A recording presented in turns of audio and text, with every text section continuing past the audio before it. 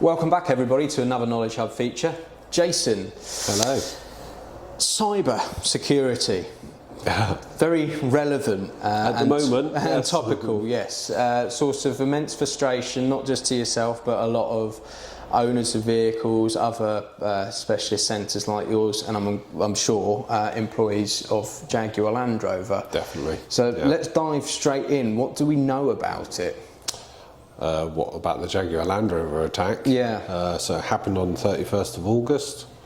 All systems were shut down on the 1st of September, which meant that all new registrations going out to dealers couldn't go out that particular day because they couldn't register the new vehicles.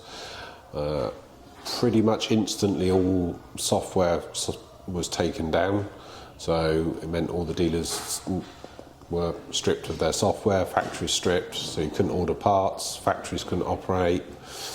So everybody was sent home that worked in the 3 major factories in the UK.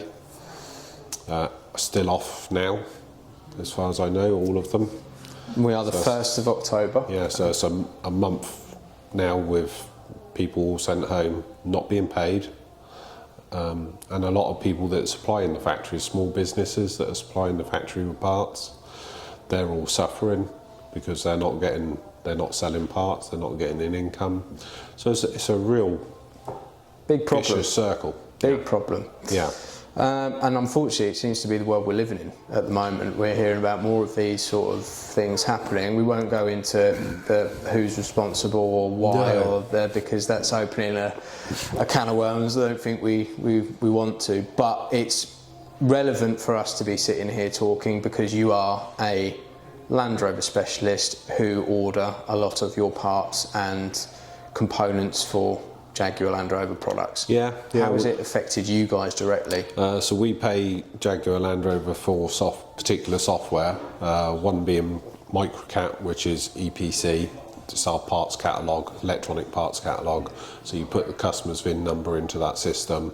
That tells you what parts are fitted to that car, so you can get the part numbers to order those parts. So firstly, that system's still down. That's a month without that system. We are paying for a system to cover that, but that's per user and isn't as good as the dealer network.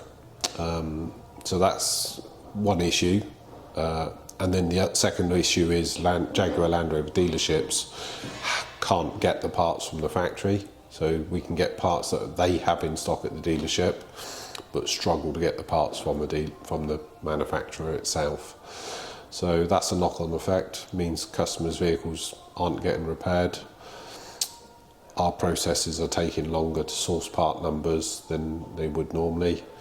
And then the other aspect is it's back online now, but Topics, which is the software for online service records, workshop manuals, technical service bulletins, wiring looms, so all the knowledge that we need on a product. Say we have a wiring issue on a car, quite often we can get the wiring diagrams up, start studying what's feeding what.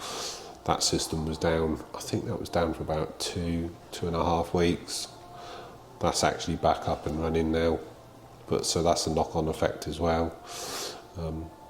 So we suffer, but probably not as much as the main dealers. So there's a lot of older vehicles coming through your centre, which, in terms of, well, they're old school mechanics, aren't they? You know, a Defender, some of the old Series 1, Series 2s and 3s. Yeah.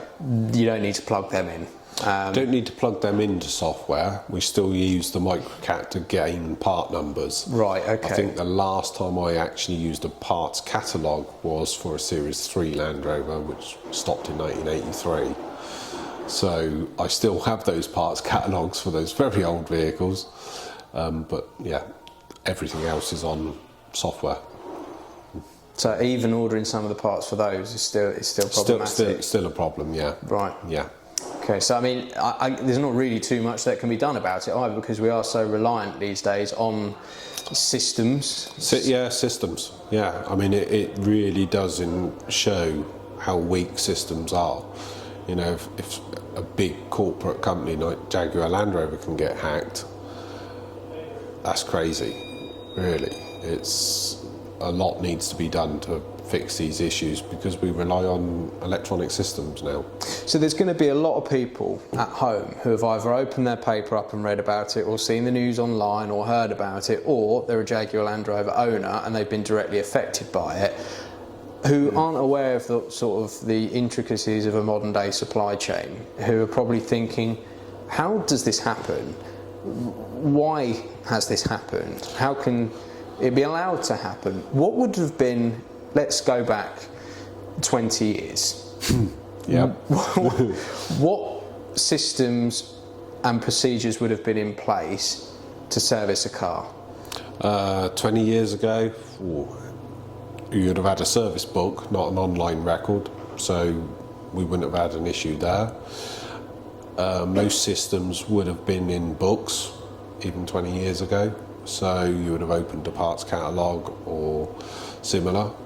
So we really didn't rely on electronic systems and software back then, so yeah, you wouldn't have had the problems. Because the manuals, the catalogues, the things that the guys need to access to carry out work on a vehicle, they're not backed up files physically available here. No, they're all on a server at Jaguar Land Rover. In the cloud. So Yeah. you're accessing them remotely rather than accessing something on a physical drive at the centre. Yeah. And clearly we've just identified that there are some issues with that. There's some serious issues, yeah, and from what I can gather, the factories use all these type of systems as well to build the cars. Hence why they're not building cars at the moment. I think it's 1,000 cars a day Jaguar Land Rover are normally producing on a production line in the UK. That's all stopped. I mean, that's crazy. So you've got all the supply chain of the smaller companies that are supplying components to Jaguar Land Rover. If they're supplying more than just Jaguar Land Rover, if they're lucky, they're still working. If their sole trade is to supply Jaguar Land Rover production line, they've been struggling. Hence why the government have stepped in at the moment with this backing for the 1.5 billion loan. That's so that Jaguar Land Rover can pay those suppliers to keep their employees employed. I think it's something like, I think there's 30-odd thousand, I think, employees in the 3 factories. And then with the smaller businesses, I think it equates to like 100,000 people potentially not working at the moment.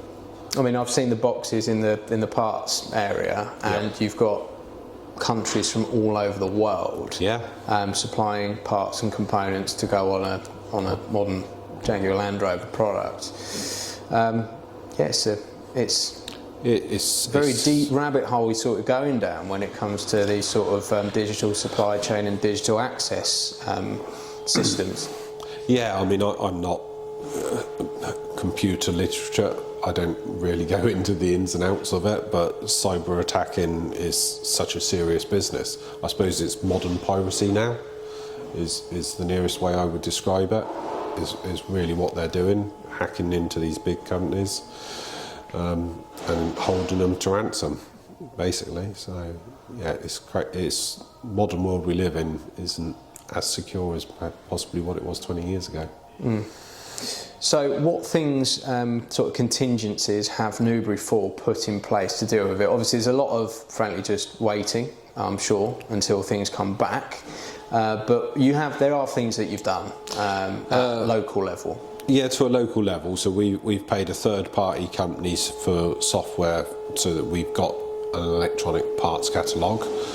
It's not as good as what we're used to, but it's up and kept us operational. We're quite lucky that we keep a stock here anyway of fast-moving stuff, so that's given us a little bit of a leeway. But there's also a lot of stuff that we order on a daily basis, and a lot of that's main dealer. Some of it's from other sources, and you have to just now be upfront with the customer if there's an issue getting the part. That's all you can do. You can shop around and see if anybody's got the part, and to be fair, the main dealer that supplies me are really, really good to us. We have a long reputation of working together. If they can source me a part to get me a customer on the road, they will do. But they've also been buying parts back because they need to keep their own workshops up and running. And it's a busy time of year, isn't it, on that score, because not everybody will be aware, not coming from the motor trade, but I'm sure anybody that's bought a new car on a new registration plate, 2 busy times a year, March, September. Yeah, new registration date. Which then, years down the line, means that a lot of vehicles are arriving back in repair and service centres around March and September time for their annual service, MOTs once they're over 3 routine years maintenance. old. Yeah. So it couldn't really happen. There's 2 times of the year you do not want it to happen, and it's March and September. Yeah, it really is. Yeah, it is. They probably did it on purpose, I'm guessing 31st of August, just to hit that new car sales day. But yeah. Just in the context of that, I mean, I've been to midnight handover sessions in dealerships where they know they've got a particularly busy March or September, and everybody arrives on the 31st of October to get all of the documents ready, so that when it goes midnight, people can drive away, and that's a lot of the cars delivered all on the very first minute of September. So it is very unfortunate timing wise. It's obviously a difficult one to say, and maybe Jason, maybe there's somebody listening who might take some pillars of wisdom from your good self on board. Oh, I don't know about that. But knowing what you know now, having gone through this as a customer of Jaguar Land Rover, which essentially Newbury 4x4 is, do you think there are measures or fail-safes that could be put in place, or is it a case of just going back to some more traditional procedures? Some of the traditional procedures would work. Having backup books, backup data, that would definitely work, but it's such a huge catalogue, the online catalogue these days, to be able to back that up. I don't know what sort of storage capacity you'd need. I suppose really moving forward, you just got to make sure that your software is secure, and good antivirus systems in place so that you can't be hacked in the first place. We're already stuck in that technology, aren't we? Yeah, you can't uninvent things, as they say, can you? So no. Well, I hope it all gets sorted out sooner rather than later. Yeah, hopefully. Which it inevitably will sort itself out, but it's just a big headache in the meantime, isn't it? And unfortunately, it's just something that you've got to go through. You just got to live with it. Keep doing the best you can. That's all you can do, isn't it? Yeah.